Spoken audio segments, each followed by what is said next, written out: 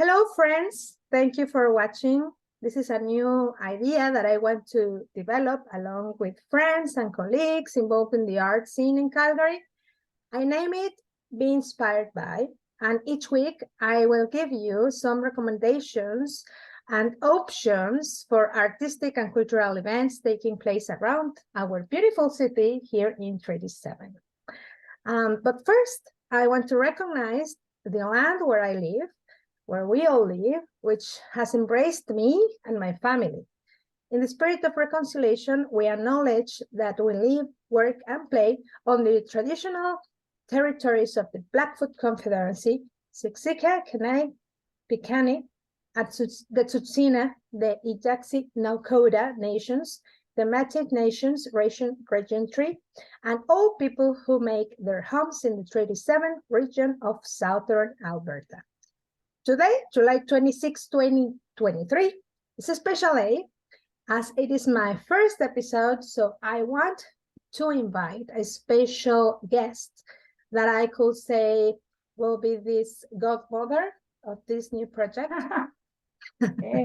So it's a well-known storytelling. She studied oral narrative in England, and her narration style is transpersonal storytelling. Of course, I am talking about Mera Reyes. Welcome, Mera. Hello. Thank you for accepting this invitation to be my first guest in this new adventure I'm overtaking and be inspired by storytelling. Okay, Mera, I know you're here because you will invite us to a special event that is also a new adventure for you. But still, firstly, I would like you to tell us more about what you do around storytelling, and if you can explain a little bit more about what personal storytelling means. Well, first of all, hello, Lily, and congratulations.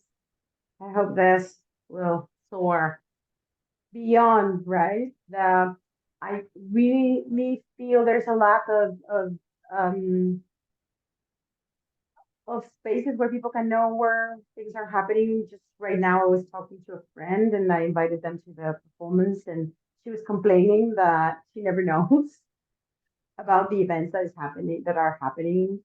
And I think people who live in the suburbs, they also have kind of like I know there's a gap, right? And it's difficult for them to get to know what's going to happen downtown or in the artistic community in Calgary. So I think that promotion is very important. So thank you for thinking about us artists and all our audience that doesn't know that they want to see us.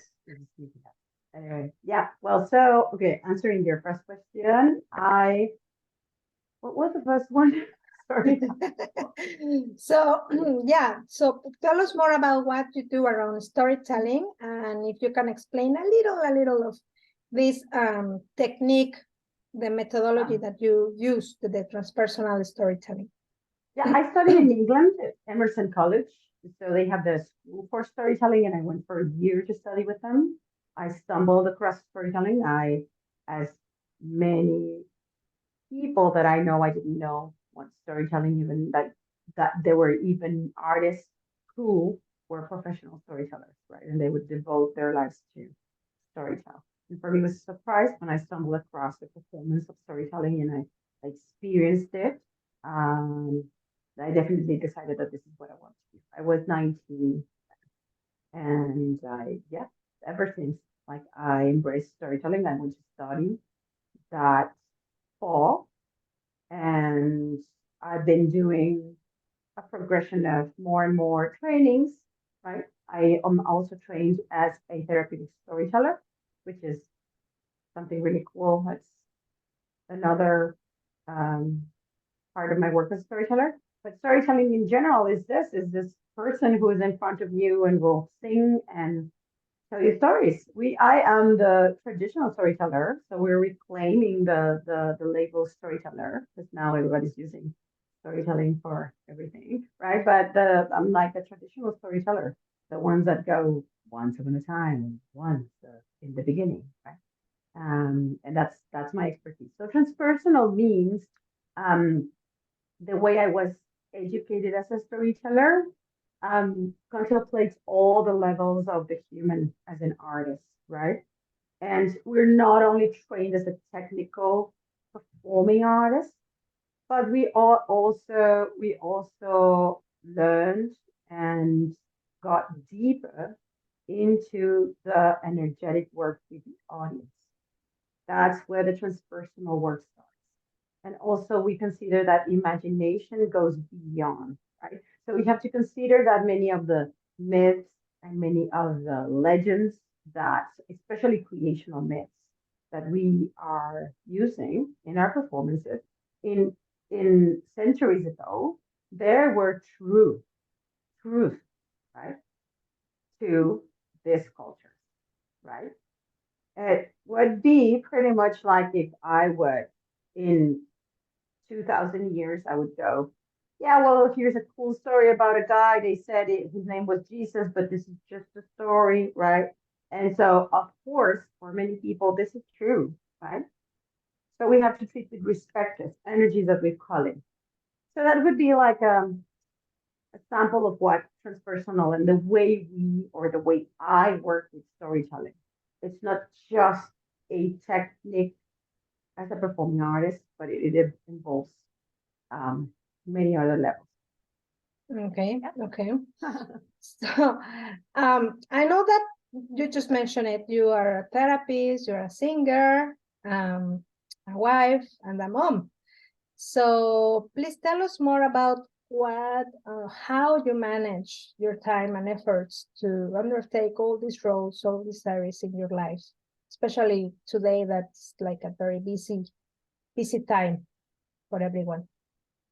Well, it's interesting. I never put in my resume that I'm a wife because I don't really consider it Or a well, literal job, right? your partner, yeah. Yeah, no, I think the as a female, but it's a valid question because as a female, I'm a feminist, so that would be the answer. I guess that's the answer. Yeah, which means that um all the dynamics that my life lives around, it's not really supported in roles. Like I am not devoted or forced Mhm. or invested more than my partner. And so we're both, um, yeah, we're both just people. So And so you share. it's not that I share, but it's just, we don't even think about the fact that we have a child together, we have a house together, and that's it. And we're together. But that Yeah. doesn't really demands from me more. It used to demand more from me when my daughter was younger, when she Mm. was less than 3 years old, I guess, because that's by nature, you cannot change that. But once she's in school, like I am pursuing my career, like we support everybody, each other. Like everybody supports everybody, right? And so that would be the question of how do I handle it? Like as soon as my daughter was able to go to school, like I'm taking back my career, my performing career.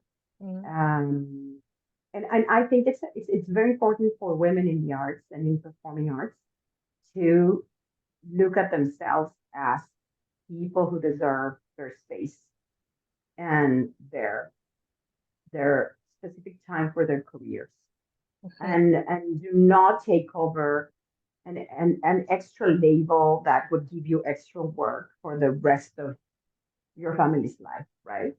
But Mhm. that's just my the way that No, I I agree with think. you. I really think that those labels actually enslave more women in terms of do not allow them to have a long lasting artistic performing career, right? And Mhm. so I see many women who are very successful or active, but if you just scratch a little bit on the surface, well, maybe they're single or they don't have children or they don't want to have children, which is okay. It's amazing. It's fantastic.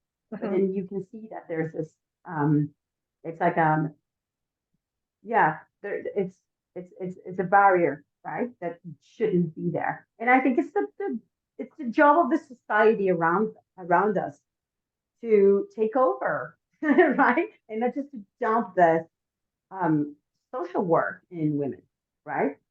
So since I was dating and even when I start friendships or start like um business partnerships, I when I feel that this kind of barrier is in front of me, I always stop and say, okay, from now on, you're considering me either you're dating a man or you're becoming a friend with a man, or it's sad, but that really clears the space, right? They go like, oh, they realize that maybe they're treating me differently, or they're asking from me different things or more, even just because I'm a woman. So yeah, in music, in my musical career as a singer, in my musical career as a songwriter, not as much in my storytelling career because I've been very careful of containing it and nurturing it in such a way that doesn't face this limits. But in my musical career for sure, I've been facing a lot of obstacles that shouldn't be there just specifically because I'm. But that's another complete That's another interview, conversation. really. Yeah, but I Yeah. cannot I cannot like tear apart my work as a feminist or my work as an Mm, activist and my work as a performing artist or even a person, right? yeah, I hope I'm advocating with my life exactly. to give this example, not only my daughter, but everybody who is around me. Yeah, We all do. Yeah. that's what I was going to say, that you are advocating because you are a feminist and you include that term and you include that those values in everywhere what you go and everywhere what you or everything what you do, right? Like even in your conversations, like with these simple questions, no? So that's good. That talks that what you do is really like your value, and you go for what you really believe, whether it's being a feminist, whether it's being a storytelling, whether a singer, no? You always, I think you mix everything in a good way, no? And show those values everywhere, Well, I right? don't know if it's always in a good way, but like for example, and that would bring me back to storytelling, right? Yeah, And yeah, the fact that, for example, that's what I love about storytelling. That's what differentiates it from acting for me. We would have a later conversation. We were talking of course. of the camera. We were talking about how important it is to define best performing arts in order to reclaim the title, right? What is storytelling technically as a performing art, which is not acting, which is not spoken word, and it's something completely defined. It exists as a technique, and it has its definition, and it has its Mhm, technicalities that we mhm. can talk about another time. But Yeah, talking about why I love storytelling so much and why actually I chose this, I was supposed to be a musical theater actress. That was my original dream. But I decided to take storytelling because it talked to me from the fact that there's no storyteller similar to other. Like it's impossible. It's just impossible to practice storytellers that are exactly the same. You cannot do that. Acting replicates. It's of course you will give in acting something that is more you, but they're always looking for the woman who's 20, who's a light character, scaled, fair, that what the I don't know, right? To a perform a profile. specific exactly. But Mhm. storytellers, and so I can be best storyteller with my age, the way I look, the way I speak, and with all the feminist stories that I want to include in my repertoire, right? Like I go searching for the stories that talk to me. Because if they don't talk to me, they don't move me. By the No, time there's I no tell way. them, that is not going to come cross over, right? And so, of course, not all of them, but if you go to my performance, you will figure out, right? Many of my stories in my repertoire talk about women, right? And feminine, not all of them, I have to say. It's not like you're gonna go to a feminist lecture, but yeah, like, I even do this without even thinking, right? Those are the stories that speak to me, that move me. So now let's talk about this event, because you are going to talk about these stories that moves you, right? Tell us more About the about, performance. yeah, what kind of stories will you tell tonight? What kind of audience you expect from it? Yeah, who you can invite to. So I'm really excited. This like I've been performing in Calgary like nonstop during, at least I've been like, since I reactivated my career, that would be like 2 years ago. I've been storytelling nonstop. I work for the Arts Commons in their program for in my program for arts educations for public schools. So I've been working mainly with children, but my expertise as a storyteller is adults.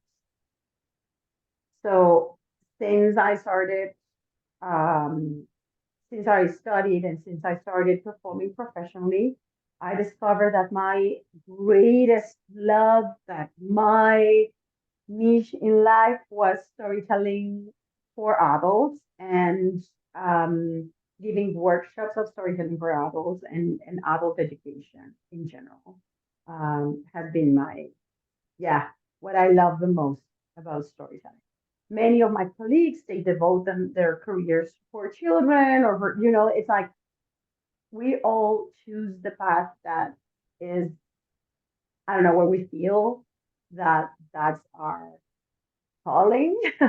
And definitely for me is storytelling for adults. But the fact is that there are no really a lot of spaces to storytell for adults. In comparison, in England, for example, or in Europe, in general, storytelling is considered a performing art. That is very normal to have storytellers performing just for adults. Like it's like the most common things. Actually, they do perform mainly in pubs and bars. But storytellers, I'm not talking about stand-up comedy or spoken word, but specifically storytellers, traditional storytellers, and they perform for adults mainly, right?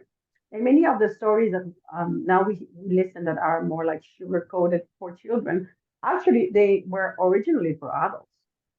But anyways, so what makes this performance important for me is that finally, for the first time in all these years, I'm going to be able to perform the repertoire that just I like, the repertoire that I love, and That because moves you. yeah, my favorite. I'm gonna like display my jewels, my favorite stories. Of course, all those stories speak about me, like inevitably, and about everybody, right? But it's when you tell a story that you love, there's a reason why you love it, right? But the thing is, finally, for Evolved Movement Arts, we decided that this cycles of workshops and storytelling concerts are going to be for adults. And so this is the first time that I feel free to actually perform these stories. So many of these stories I have never been able to tell them in Canada. And it's the first time that I'm going to be telling them, even though I love them. And it's because I always have to be careful about the rating of the material that I display in front of my eyes. Like there is a limit of age for certain images.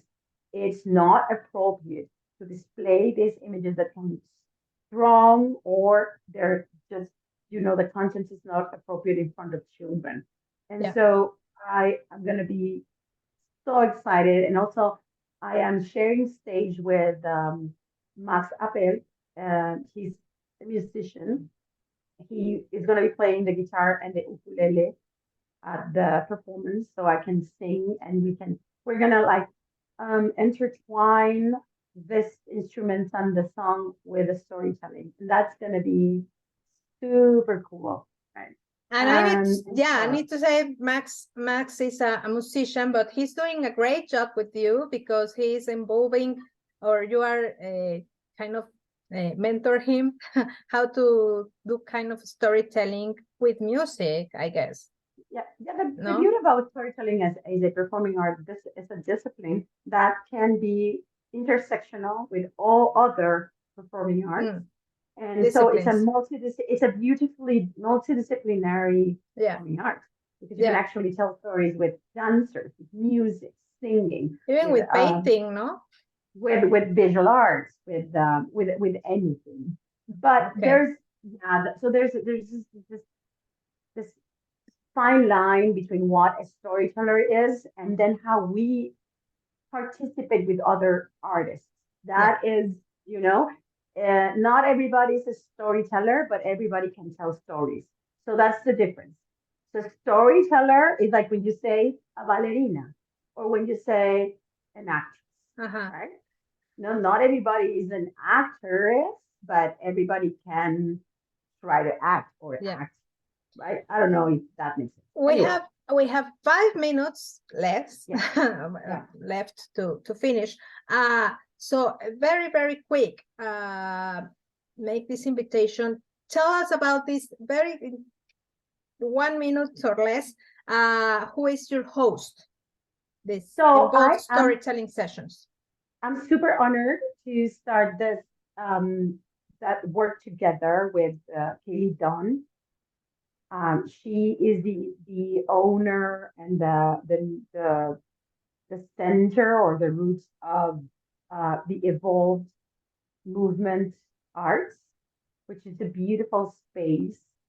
Um, and they have been really fighting to be able to open a space, an artistic space for Calgary, because by the time the COVID hit, they were threatened, right? Like their existence was threatened as many artistic spaces.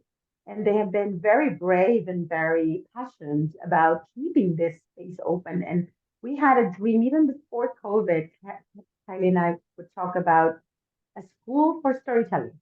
Wow. So we want to open the school for storytelling for a beautiful space. But before that, we need a critical mass of people who would be interested in this.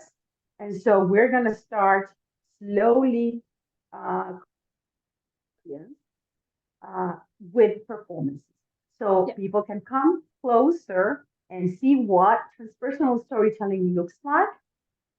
And maybe if they witness this, they will listen to their heart say, "Oh, Exactly. this is for me. This is what I want." Creating these audiences, right?